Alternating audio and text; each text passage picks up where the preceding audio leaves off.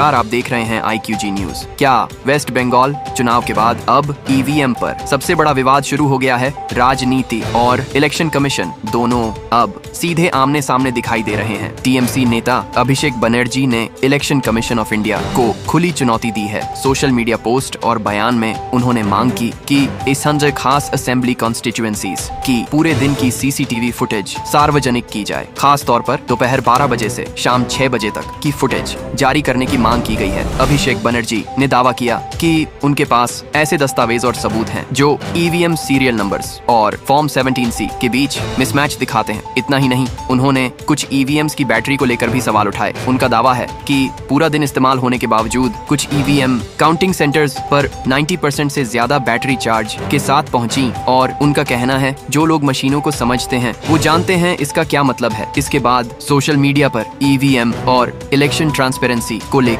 नई बहस शुरू हो गई है। कुछ लोग पूरे मामले की स्वतंत्र जांच की मांग कर रहे हैं, वहीं दूसरी तरफ कई लोग इन आरोपों को राजनीतिक बयानबाजी बता रहे हैं। हालांकि इलेक्शन कमीशन ऑफ इंडिया की तरफ से इन आरोपों पर विस्तृत आधिकारिक प्रतिक्रिया अब तक सामने नहीं आई है। भारत में ईवीएम को लेकर पहले भी कई बार राजनीतिक विवाद उठते रहे हैं, लेकिन इस बार सीसीटीवी फुटेज, बैटरी और सीरियल नंबर्स को लेकर उठे सवाल मामले को और बड़ा बना रहे हैं। अब सबसे बड़ा सवाल, क्या इलेक्शन कमीशन सीसीटीवी फुटेज जारी करेगा और क्या इन आरोपों की आधिकारिक जांच होगी? फिलहाल ये मामला सोशल मीडिया और राजनीतिक गलियारों में जमकर चर्चा में है। अब देखिए वो बयान जिसके बाद ईवीएम को लेकर नई बहस छिड़ गई है। अगर जनादेश है तो भाई आपने देखा ना, काउंटिंग सेंटर से तृणमूल के लोगों को भगाया गया मार के।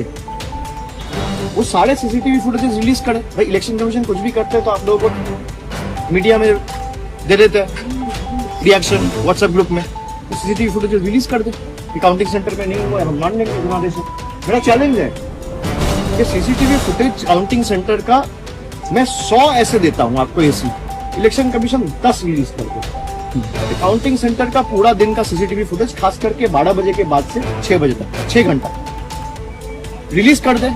मैं आपको कंप्लेंट का कॉपी देता हूं जहां पे 17C में जो ईवीएम रिकॉर्ड हुआ था और जो काउंटिंग टेबल में जो ईवीएम आया दोनों गलत अलग मशीन है, सीरियल नंबर मैच ही नहीं कर रहे। मैं देता हूं आपको, चिट्ठी भेजता हूं मीडिया ग्रुप में अभी। और ये आज मैं नहीं दे रहा हूं, कल हमारे काउंटिंग एजेंसी आरओ को दिया है, जहां पे मान लीजिए वोटिंग मशीन्स तो पूरा दिन आप ये कैमरा पर यूज कर रहे हो, बूम यूज कर रहे हो, भाई इसको आपको चार्ज तो करना पड़ता है। 12 घंटा मशीन यूज हुआ है जिसका चार्ज खत्म हुआ 50%, 55%, 59%, 60%, 90% मशीन्स वेर 92%, 93%, 95% चार्ज। ये कैसे संभव है? तो जनादेश है तो आप ये सार्वजनिक कर दीजिए, हम मान लेंगे जनादेश है। और जनादेश चाहे तृणमूल को 80 सीट मिले, 8 सीट मिले, 100 मिले, 150 मिले या 2 मिले, भाई हम वो सर झुका के लोग जो आदेश देंगे हम वो मानेंगे। और लोकतंत्र का यही खासियत है।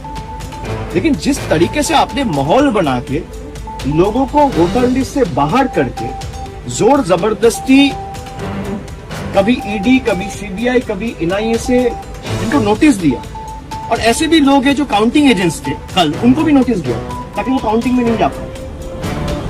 खाली आप चुनाव आयोग को बोलो कि भाई मैं 100 नाम देता हूं, आप 12 से लेके 6 बजे तक का सीसीटीवी फुटेज रिलीज कर दो। सीसीटीवी तो भाई मैं गलत प्रूव हो जाऊंगा, आपके सामने आके माफी मांगूंगा। लोकतंत्र का सबसे बड़ा आधार जनता का भरोसा होता है, और जब चुनाव प्रक्रिया पर सवाल उठते हैं तो बहस और पारदर्शिता दोनों जरूरी हो जाते हैं। आप क्या सोचते हैं? क्या इलेक्शन कमीशन को पूरी सीसीटीवी फुटेज जारी करनी चाहिए? कमेंट में अपनी राय जरूर बताइए। वीडियो पसंद आया हो तो लाइक करें, ज्यादा से ज्यादा शेयर करें, और ऐसी ही बड़ी राजनीतिक खबरों के लिए हमारे चैनल को फॉलो और सब्सक्राइब करना ना भूलें।